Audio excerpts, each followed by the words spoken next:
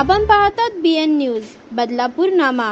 बदलापूरच्या Prathamesh Gauri estate सोसायटीतील रहिवाशांना गंभीर समस्येला सामोरं जावं लागते। प्रथमेश गौरी इस्टेट सोसायटीच्या आवारात सांडपाण्याचं तळ साचले आणि ते सांडपाणी सोसायटीच्या आवारात असलेल्या पिण्याच्या पाण्याच्या टाकीत मुरलं जाते।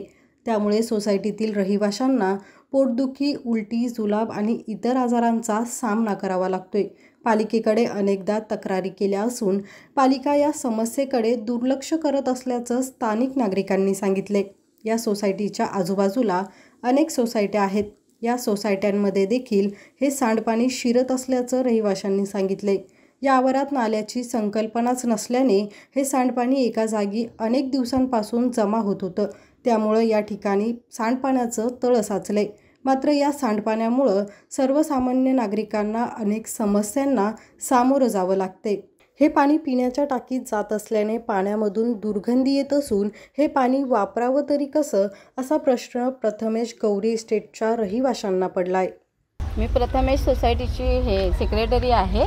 तर आम्ही एप्रिल महिन्यापासून तिकडे येणं जाणं आमचं चालूच आहे। तर ते आले, पाहिलं त्यांनी काय सिच्युएशन आहे काय नाही ते पाहिलं। मग त्यांनी आम्हाला आश्वासन दिलं की जरा आम्ही इलेक्शनमध्ये गुंतलेलो आहोत, थोडा आम्हाला वेळ द्या वगैरे। म्हणलं ठीक आहे चालेल।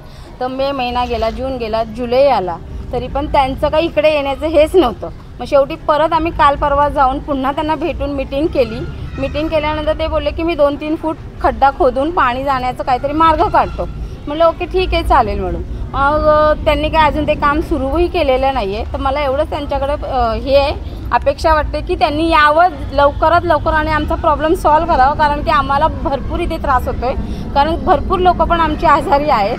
तर त्यांच्यावर काही दगा येऊच्या आधी ह्यांनी जर कामाला सुरुवात केली तर मी म्हणते खूपच आमच्यावर उपकार होतील आणि त्यांनी ते लवकरात लवकर करावं, हीच माझी एवढीच इच्छा आहे। बाकी काही आमचं त्यांच्याशी हे नाही आहे। आणि आम्ही जे वेळेवर तुमची कामं करतोय, तुमचं ऐकतोय, तुमचे टॅक्स भरतोय, तुमचं हवे तसे बिलं भरतोय, तर तुम्ही पण तेवढ्या वेगाने आमच्याकडे धावत या, आमच्या वेगाने तेवढी कामं करा।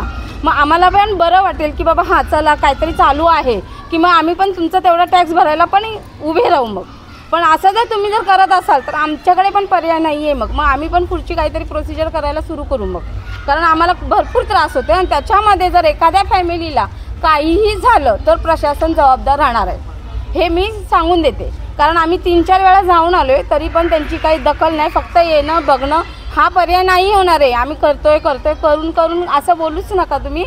आम्हाला 1-1 तास इथे महत्त्वाचा आहे।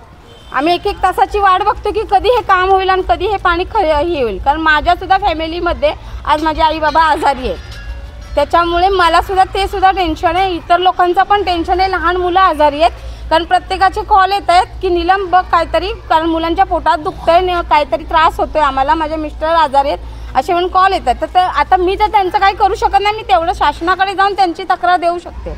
मग मी तेवढं काम केलेलं आहे, पण शासनाने ते पण ऐकून घ्यावं आणि पटकन आमची कामं करावी, मला एवढीच अपेक्षा आहे त्यांच्याकडून। बाकी काही नाही आमची अपेक्षा। त्रास तर भरपूर होतो, चक्कर पण येते त्या पाणी पिल्यामुळे। पाणी पिता म्हणजे घशाच्या खाली ते पाणी उतरतच नाही, एवढा त्रास होतो, वास मारतो जाम। त्यामुळे पाणी काय पिऊ शकत नाही, जास्त त्रास होतो। मग ते मग सगळं बाहेरून पाणी आणायला लागतं विकत। मग ते आंघोळी या जेवणाला वगैरे पाणी एवढं आणणार कुठून बाहेरून? त्यासाठी जरा तुम्ही लक्ष द्या याच्याकडे, प्रशासनाने लक्ष देऊ दे याच्याकडे। काय समस्या आहेत नक्की, काय मागणी करते? नमस्ते, मी रश्मी कुलकर्णी, मी ह्या सोसायटीत राहते। गेली 12 वर्ष मी या सोसायटीत राहते, पण त्यावेळेस काहीही प्रॉब्लेम नव्हता। हे गेल्या वर्षीपासून थोडासा आम्हाला ह्या ड्रेनेजचा प्रॉब्लेम चालू झाला आणि यावेळेस ज्या नवीन सोसायटी झाल्या त्या नवीन सोसायटीचं ड्रेनेजचं पाणी जे आहे ते कुठून 3-4 ठिकाणाहून ह्याच आमच्या परिसरात सोडलं जातं आहे आणि त्याच्यामुळे त्याचा त्रास इथल्या आमच्या सोसायटीला तर आहेच, गौरी इस्टेट प्रथमेश अपार्टमेंट, पण त्याच्याबरोबरीने अजून 3-4 सोसायटींना ह्याचा त्रास होतो आहे। आणि प्रत्येक सोसायटीमध्ये आज आजारपण वाढलेलं आहे। प्रत्येकाच्या घरात एखादा पेशंट आहे जो उलटी, जुलाब या संदर्भात आजारी आहे, ताप या संदर्भात आजारी आहे। प्रशासनाकडे आम्ही एवढीच मागणी करतो की ताबडतोब हे कमीत कमी ड्रेनेजचं पाणी जाईल एवढी व्यवस्था करावी आणि पुढे हे ड्रेनेजचं पाणी इथे साठू नये। आता शक्य नाही पावसाळ्याच्या ह्याच्यात, पण पुढच्या ह्याच्याप्रमाणे ते पाणी साठणार नाही याची व्यवस्था करावी. कारण आम्ही स्वतः 45 लोक आज म्युन्सिपाल्टी टॅक्स भरतोय आणि तो अवाकी सव्वा आहे म्युन्सिपाल्टी टॅक्स आणि तो भरतोय. पिण्याचं पाण्याची आम्ही बिलं भरतोय, पण त्या पिण्याच्या पाण्याची बिलं भरून सुद्धा जर आज 50 रुपयाची बाटली विकत घ्यायची आहे तर ती सगळ्यांनाच अफोर्डेबल नाही आहे. त्याच्यामुळे कृपा करून मी अशी विनंती करते प्रशासनाला की ताबडतोब ह्याचा निचरा करावा, पाणी निघून जायचा प्रयत्न करावा. अन्यथा आम्ही तिथे येऊन उपोषणाला बसू किंवा म्युन्सिपाल्टीच्या कोणी अधिकारी असेल त्यांना आम्ही या पाण्यात बुडवू. अशाच प्रकारचे नवनवीन व्हिडिओ आणि बातम्या पाहण्यासाठी चॅनलला लाईक, शेअर आणि सबस्क्राईब करायला विसरू नका.